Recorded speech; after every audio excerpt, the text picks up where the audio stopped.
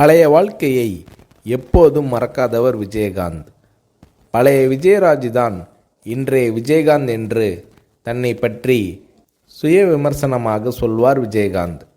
மதுரையில் விஜயகாந்த் அவர்களுக்கு நண்பர்கள் வட்டாரம் அதிகம். ஆரம்ப காலங்களில் மதுரை போகும்போதெல்லாம் நண்பர்களோடு பல இரவுகள் சாப்பிடுவது பிளாட்பார கடைகளில்தான். விஜயகாந்த் அவர்களின் ஃபேவரட் உணவு பருத்திப்பால்.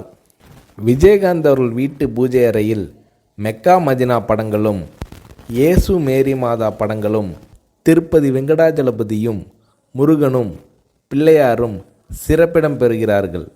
பூஜை அறையில் இன்னைக்கு பொழுது எல்லாம் நல்லா இருக்கணும் என மனதார வேண்டிக் கொண்டு வெளியில் கிளம்புவார் விஜயகாந்த்.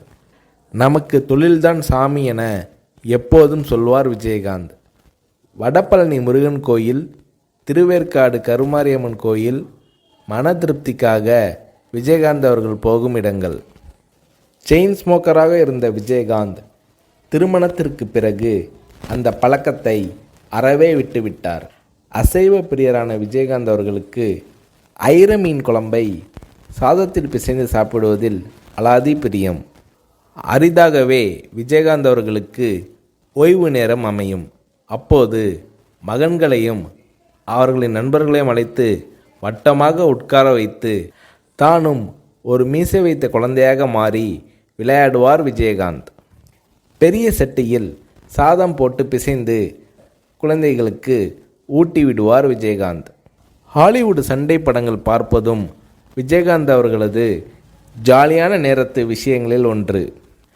பள்ளியில் படிக்கும்போது கால்பந்து விளையாட்டை பிரமாதமாக விளையாடுவார் விஜயகாந்த். கால்பந்து வெறியர். இங்கிலாந்து வரை போய் நேரில் கால்பந்து போட்டிகளை பார்த்து ரசிப்பார் விஜயகாந்த்.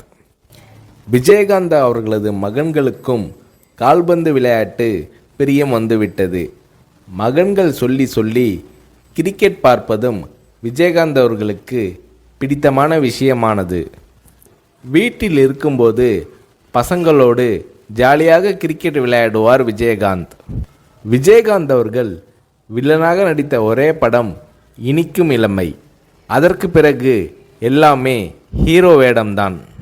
பிற்காலத்தில் ஒரு பெரிய ஹீரோவுக்கு வில்லனாக நடிக்க ஒப்புக்கொண்டு அட்வான்ஸும் வாங்கிவிட்டார் விஜயகாந்த். நண்பர் இப்ராஹிம் ராவுத்தர் அதற்கு கடுமையாக எதிர்ப்பு தெரிவிக்க வாங்கிய அட்வான்ஸை உடனே திருப்பி கொடுத்து விட்டார் விஜயகாந்த். எந்த அளவுக்கு அன்பான மனிதரோ அதே அளவுக்கு கோபக்காரர் விஜயகாந்த். யோகா செய்ய ஆரம்பித்து கொஞ்சம் நிதானம் பழகினார் விஜயகாந்த்.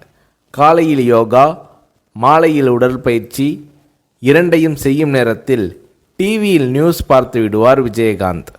சண்டை காட்சிகள் தான் விஜயகாந்த் அவர்களின் அடையாளமே. அதில் லெக் ஃபைட் விஜயகாந்த் அவர்களின் ஸ்டைல். அதற்காக உடம்பை உறுதியாக வைத்துக்கொள்ள நினைத்தார் Vijayakanth. South India's answer to Jackie Chan என்று நல்லவன் படத்தில் விஜயகாந்த் அவர்களை பெருமைப்படுத்தி விளம்பரம் செய்தார் தயாரிப்பாளர் தானு. நடிகர் திலகம் சிவாஜியில் ஆரம்பித்து முன்னணி ஹீரோக்கள் எல்லோரும் பாட ஆரம்பித்த காலத்தில் விஜயகாந்த் அவர்களையும் ஒரு படத்திலாவது பாட வைக்க முயற்சி நடந்தது. ஆனால் பாடும் அளவுக்கு எனக்கு குரல் வளம் இல்லை, பாடும் விருப்பமும் இல்லை என்று விஜயகாந்த் அவர்கள் மறுத்துவிட்டார். நடிக்க வராமல் இருந்திருந்தால் மதுரையில் உள்ள எங்கள் ரைஸ் மில்லை பார்த்து கொண்டிருந்திருப்பேன் என்று சொல்வார் விஜயகாந்த். சினிமாவில் 3 தடவை விஜயகாந்த் அவர்களுக்கு மார்க்கெட் போயிருக்கிறது. மீண்டும் மீண்டும் போராடி முன்னணிக்கு வந்திருக்கிறார் விஜயகாந்த். திருநாவுக்கரசு, ஜெயலலிதா, ஆர்எம்பி கேட்டும் தராத எம்ஜிஆர் அவர்களின் பிரச்சார வேனை விஜயகாந்த் அவர்களுக்கு கொடுத்தார் ஜானகி எம்ஜிஆர் அவர்கள். அதோடு எம்ஜிஆர், ஜானகி எம்ஜிஆர் என பெயர் குறித்த மோதிரங்களையும் விஜயகாந்த், பிரேமலதா தம்பதியினருக்கு வழங்கி மகிழ்ந்திருக்கிறார் திருமதி ஜானகி எம்ஜிஆர். தான் முதலில் வாங்கிய TMM 2 என்ற எண் கொண்ட அம்பாஸ்டர் காரை பாதுகாப்பாக நீண்ட காலம் வைத்திருந்தார் விஜயகாந்த். கேப்டன் விஜயகாந்த் அவர்களால் 10ஆம் வகுப்பு வரை தான் படிக்க முடிந்தது. வறுமையால் அவரது பள்ளி படிப்பை கேப்டன் விஜயகாந்த் அவர்களால் தொடர முடியவில்லை. ஆனால் வீட்டு வேலைக்காரர்களின் பிள்ளைகளை இன்ஜினியரிங் வரைக்கும் படிக்க வைக்க உதவி செய்தார் விஜயகாந்த். ஷூட்டிங் நடக்கும்போது நடிகர் நடிகைகளுக்கு ஒருவித சாப்பாடு, சாதாரண தொழிலாளர்களுக்கு ஒருவித சாப்பாடு என்று பாரபட்சம் உண்டு. இதை உடைத்து எல்லோருக்கும் ஒரே மாதிரி சாப்பாடு போட வேண்டும் என்ற நடைமுறையை கொண்டு வந்தார் விஜயகாந்த். ஞாயிற்றுக்கிழமை கேப்டன் விஜயகாந்த் அவர்களது வீட்டில் 50 பேராவது சாப்பிடுவார்கள். ஒவ்வொரு நாளும் அலுவலகத்திலும் அந்த அளவுக்கு சாப்பாடு நடக்கும். விஜயகாந்த் அவர்களின் குலதெய்வம் வீர சின்னம்மா மதுரைக்கு பக்கத்தில் திருமங்கலம் அருகில் இருக்கிறது. பாழடைந்து கிடந்த கோயிலை சுற்றுச்சூழல் எழுப்பி கும்பாபிஷேகம் நடத்தி புதுப்பிக்க உதவியிருக்கிறார் விஜயகாந்த்.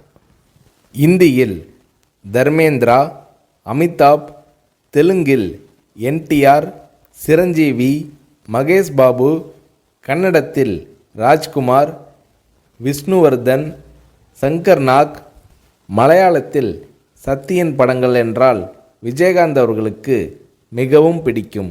சத்யன் நடித்த கரைக்காணா கடல் விஜயகாந்த் அவர்களுக்கு மிகவும் பிடித்த படம். ஆனால் விஜயகாந்த் அவர்கள் தமிழ் படங்கள் தவிர்த்து வேறு மொழிகளில் நடித்ததில்லை. தமிழ் படங்கள் தவிர்த்து வேறு மொழிகளில் நடிக்க மாட்டேன் என்ற உறுதியை விஜயகாந்த் அவர்கள் கொண்டிருந்தார். RK செல்வமணி இயக்கத்தில் இப்ராஹிம் ராவுத்தர் தயாரிப்பில் மேடே என்றொரு ஆங்கில படத்தில் கேப்டன் விஜயகாந்த் அவர்கள் நடிக்கப் போவதாக விளம்பரங்கள் வந்தன. ஆனால் அந்த படம் எடுக்கப்படவே இல்லை. 2005ஆம் ஆண்டு அக்டோபரில் மதுரையில் மாநாடு நடத்தி கட்சி தொடங்கினார் விஜயகாந்த். அப்போது அரசியலுக்கு நான் பிழைக்க வரவில்லை, உழைக்க வந்திருக்கிறேன் என்று விஜயகாந்த் அவர்கள் பேசினார். அந்த மேடையில் விஜயகாந்த் அவர்கள் பேசியது அத்தனையும் விஜயகாந்த் அவர்களது மனதிலிருந்து வந்த வார்த்தைகள். வாழ்க்கைனா வசதியாக வாழ்கிறது மட்டும்தானா? இந்த மக்களுக்காக விஜயகாந்த் வாழ்ந்தான்னு இருக்கட்டும், இல்லை அவங்களுக்காக அவன் செத்தான்னு இருக்கட்டும், மனுஷன் வாழ்க்கை கடைசியில் 6க்கு 3 தான். எனக்காக இம்புட்டு தூரம் வந்து உட்காந்துருக்கீங்களே, உங்களுக்காக நான் தான், இனி எனக்காக நீங்கள் தான். ரைஸ் மில்லில் 300 மூட்டை தூக்கி பழக்கப்பட்ட உடம்பு, என்னை நம்பி வந்த உங்களுக்கு நல்லது செய்வேன், நல்லது செய்வேன், நல்லது செய்வேன் என்று ஒரு சபதம் போல விஜயகாந்த் அவர்கள் உரை நிகழ்த்தினார்.